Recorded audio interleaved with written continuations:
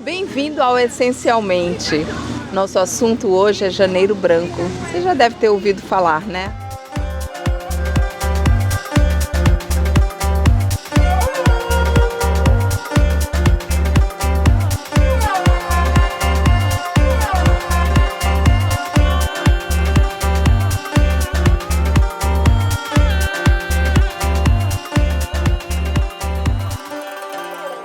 Vamos se inteirar mais do assunto com a psiquiatra, a doutora Mara Crisóstomo. Tudo bom, Mara? Tudo ótimo, Márcia.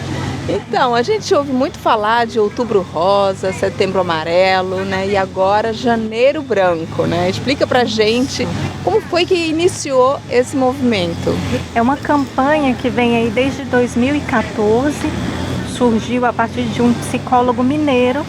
Achei muito bacana essa proposta dele, para conscientizar mais as pessoas sobre os cuidados com a mente, né? Não só da doença, do transtorno mental, mas de cuidar da saúde da mente, que a gente pensa muito no corpo, né? No físico, esquece um pouco da mente.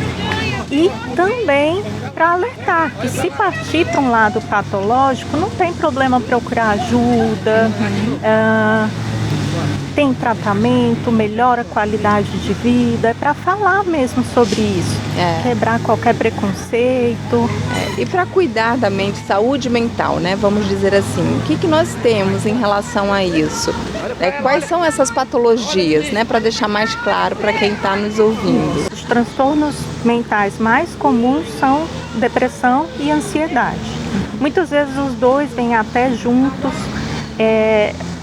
As pessoas costumam, inclusive, confundir, chamar depressão de ansiedade. Às vezes até para a gente é difícil de diagnosticar. Mas, sem dúvida alguma, no mundo inteiro são as mais comuns. Depressão, que é basicamente tristeza, falta de vontade e altera uma série de outras partes do nosso organismo. E a ansiedade vai mais para o lado da preocupação excessiva, o sofrimento com o futuro, o que vai acontecer. Ambos atrapalham o sono. Esses são os principais. Que são os mais recorrentes, vamos dizer assim, né? Desse século XXI. Sim, com certeza. Sempre existiram. A gente vê descrição na época de Hipócrates, vê descrição na Bíblia, vê descrição perfeita de um quadro antigamente chamado de melancolia, de depressão. Vê na Bíblia a descrição de ansiedade. Por que tanta ansiedade? É bem antigo, mas agora a prevalência está subindo bastante. E como prevenir, né? Para não chegar a um quadro tão assim que tome conta da gente? A gente tem que prestar muita atenção nos sinais que o nosso corpo dá para a gente. Eu costumo dizer para os meus pacientes que o principal termômetro da gente, da saúde mental, é o sono. O sono da noite, o sono noturno. Seu sono começou a alterar, principalmente o corte que a gente usa é de 3 semanas, tá? Mais de 3 semanas dormindo mal, opa, alguma coisa não tá legal. Seja dificuldade para pegar no sono, então eu pego no sono, mas eu acordo, não consigo mais voltar a dormir. Ou até também sonolência diurna, uma sonolência muito grande, atrapalhando de dirigir, de desempenhar suas atividades. Esse é o principal alarme. Várias queixas físicas também. Estou tendo muita dor de cabeça, numa frequência que não tinha antes. Dor de estômago, coração acelerado, mão gelada, pé gelado, suado. São outros alarmes. E falta quando começa de ar, né? falta de ar, isso. Tem um tipo de crise de ansiedade, que é o ataque de pânico, que meio que simula um infarto. A pessoa vai até o pronto-socorro achando que está infartando. Muitas vezes os sintomas passam até antes dela chegar no pronto-socorro. E é uma crise de ansiedade. Eu já vivi isso, viu? É terrível. É terrível. Mas tem tratamento, né? Tratamento. Então, assim, principalmente a gente reconhecer, né, que a gente precisa de tratamento. Quando precisa de tratamento medicamentoso, hoje em dia a gente tem medicações bem desenvolvidas em termos de efeitos colaterais. A pessoa não vai ficar sedada, não vai ficar lentificada, não vai mudar o jeito dela ser. Pelo contrário, ela vai voltar ao funcionamento dela. É verdade. E doutora Mara, a gente quando, por exemplo, para prevenir, vamos supor, uma hipertensão, a gente deixa muitas vezes de comer frituras, gorduras, alimentos gordurosos.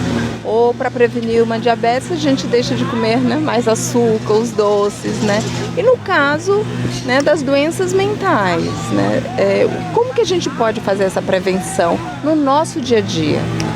Tem alguns pilares bem importantes. Da mesma forma que eu considero o sono como um termômetro da saúde mental, é a gente cuidar bem do sono. Dormir uma quantidade necessária, aquela que você fica bem no dia seguinte, pode ser 7. O mínimo que as principais academias recomendam é de 7 horas. Então, um sono de qualidade, é muito importante ter conexão social, interagir com familiares, com amigos, com trabalho, com instituições religiosas ou não. Então, tem interação. Interação não só com outras pessoas, mas também interação com natureza. Tem estudos bacanas mostrando isso. Interação consigo próprio, autoconhecimento, né? Você se olhar, se perceber. Tem bastante estudo surgindo também em termos de alimentação, do que você pode comer aí para tentar, por exemplo, cereja tem bastante, acaba liberando bastante melatonina, ajuda a regular o sono. Olha, então só. Tem estudos. E atividade física, sem dúvida. Acho que todo especialista médico que você for vai dizer para você, faça atividade física. Porque tem um estudo grande mostrando aí que as pessoas que fazem atividade física num ritmo maior, mais frequente, diminui até em 20% a chance de entrar num episódio depressivo, por exemplo. Então, se a gente pensar em dependência de substâncias, de álcool, de drogas, a atividade física também vai ajudar. Então, esses são os principais pilares aí. Sono é o estilo de vida. É verdade. Né? Mais saudável. Que aí vai para qualquer parte da nossa saúde, mental, física, espiritual. Mas existe ainda alguns tabus, né? Quando se fala de depressão, quando se fala de síndrome do pânico, de ansiedade, de bipolar, né? Que tipo assim de tabus e por que isso não precisa ser cada vez mais discutido para serem quebrados, né? Isso que é o bacana do Janeiro Branco, é trazer essa leveza para esse assunto, né?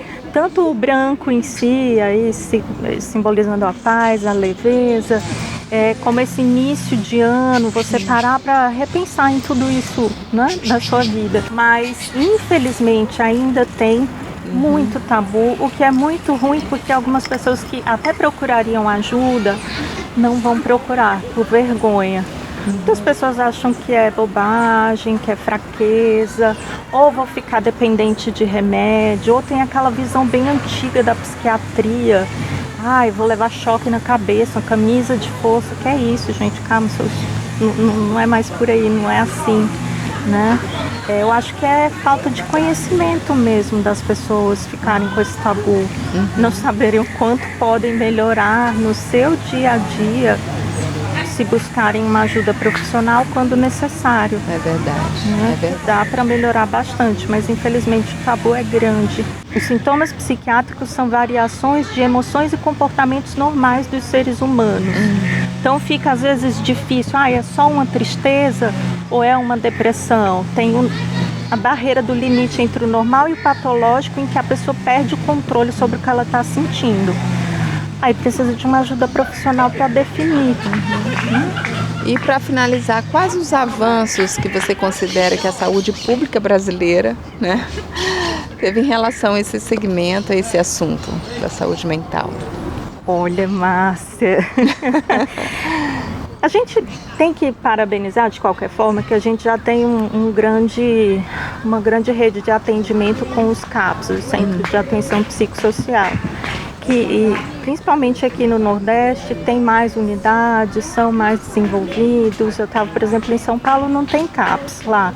Até tem umas unidades de saúde mental, mas não tão estruturada como tem aqui no Nordeste. Até tem uma tentativa de se atender, mas a demanda é muito grande, como tudo na saúde pública. Infelizmente, em termos de internação psiquiátrica, que aí são para os casos muito graves, que são a minoria. Dificilmente a gente interna alguém, né? O tratamento é mais em casa. O número de leitos de internação psiquiátrica reduziu drasticamente nos últimos anos. Então essa é uma dificuldade até, tanto em saúde pública como no meio privado também. É difícil um leito de internação, até por conta de tabu também. Doutora Mara Crisóstomo, muito obrigada pela sua participação no Essencialmente. Quero convidar mais vezes para a gente conversar sobre vários assuntos, porque a saúde mental, a gente precisa estar discutindo e levantando essa questão, porque são vários assuntos que precisam ser discutidos, não só de ansiedade, de depressão, né, mas de bipolaridade, de esquizofrenia, né, que são os transtornos mais graves, os menos frequentes, ficam em torno de 1% da população, mas que são graves, que têm bons tratamentos, que é importante esclarecer que não são pessoas violentas, não precisa ter medo, não, imagina. É só a gente se conhecer um pouco mais. Sim. E ter sempre o equilíbrio, né? Eu sempre digo aqui, do corpo, da mente e do espírito. Com certeza. É um equilíbrio mesmo. Muito obrigada, viu? Eu que agradeço, Márcia, a oportunidade e estou completamente à disposição. Obrigada. Até a próxima com vocês no Essencialmente.